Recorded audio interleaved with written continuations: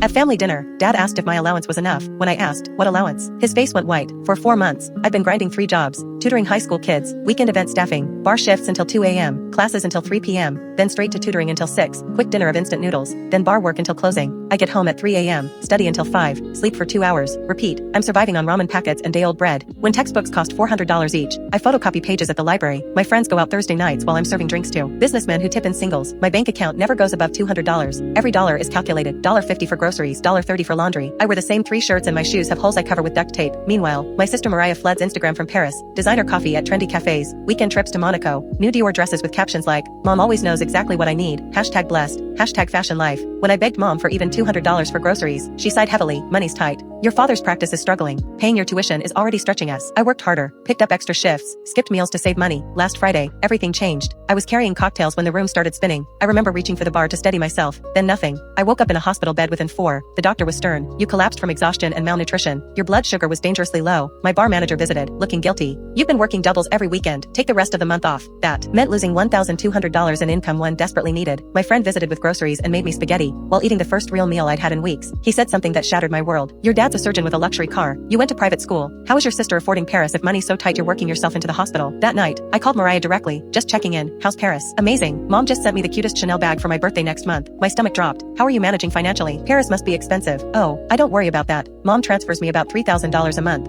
plus extra whenever I need something special. $3,000 a month, plus extras. Well, I was told there wasn't a single dollar to spare. At Sunday dinner, when Dad asked about my allowance, I watched our family explode. What do you mean? Dad's voice was confused. I've been sending $2,000 every month since she started school. Mom kept cutting her pot roast, not looking up. Where is Henry's money? Dad asked Mom. Silence stretched forever. I haven't sent any money to Henry. What? Why not? I've been keeping it for Mariah. She needs it more. She's studying fashion in Paris. It's expensive. Dad's face turned white. You've been withholding Henry's allowance, letting him work himself into a hospital, while secretly sending thousands to Mariah for shopping. The truth kept getting worse. $3,000 monthly for living expenses, another $2,000 to $3,000 some months for networking events, proper clothes, accessories, while I collapsed from malnutrition. My sister was burning through $5,000 to $6,000 monthly of family money. Then Dad discovered the nuclear bomb. Mom had been diverting money from our family trust. Money meant to be split equally when we turned 25. She'd secretly moved $300,000 into a separate account under Mariah's name. $300,000. Dad repeated slowly, you stole $300,000 from our son. Dad froze every account that night and filed for divorce the next week. 2 years later, I'm thriving in medical school with proper nutrition and sleep. My grades shot up immediately once I could focus on studying instead of survival.